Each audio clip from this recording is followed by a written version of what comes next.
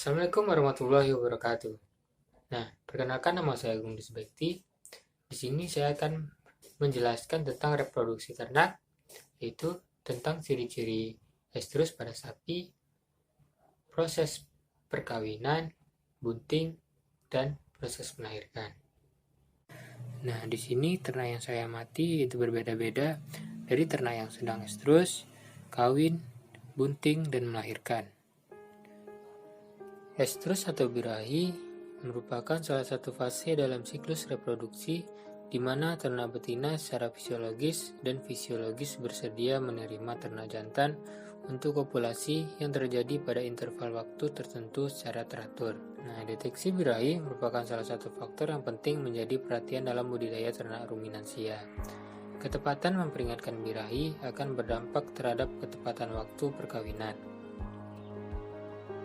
Nah, ciri-ciri estrus pada ternak sapi yang saya amati ini yaitu diam saat dinaiki oleh ternak yang lain, gelisah, nafsu makan menurun, vulva bengkak dan berwarna merah, basah atau keluar cairan lendir bening dari vagina, dan sering mengeluarkan suara.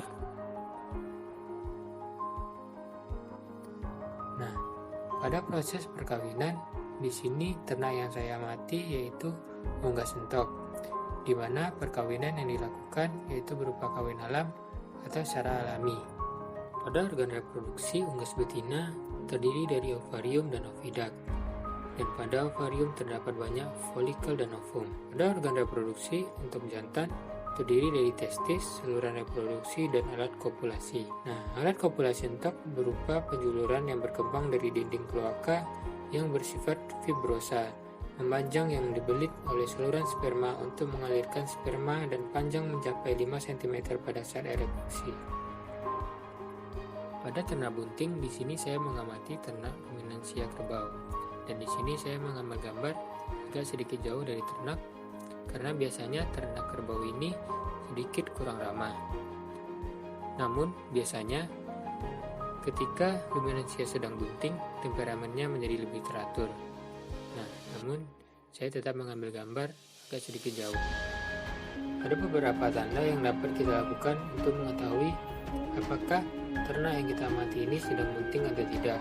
Yang pertama dengan tes palpasi rektal, yang kedua pembesaran abdomen kanan secara progresif, yang ketiga peningkatan berat badan, yang keempat terjadinya anesterus, yang kelima adanya gerakan fetus, yang keenam ada gerakan ternak melambat, yang ketujuh bulu mengkilat, dan yang kedelapan temperamen sapi menjadi lebih teratur.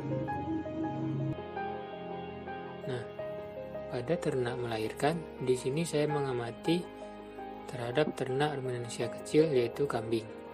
Nah, biasanya induk yang akan melahirkan menunjukkan tanda-tanda seperti gelisah, menggesekkan kaki di lantai, sering menoleh ke belakang, dan mengeluarkan cairan putih yang kental. Nah, secara normal induk tidak akan membutuhkan bantuan untuk melahirkan, namun penting memperhatikan apakah ternak membutuhkan bantuan untuk mengeluarkan janin.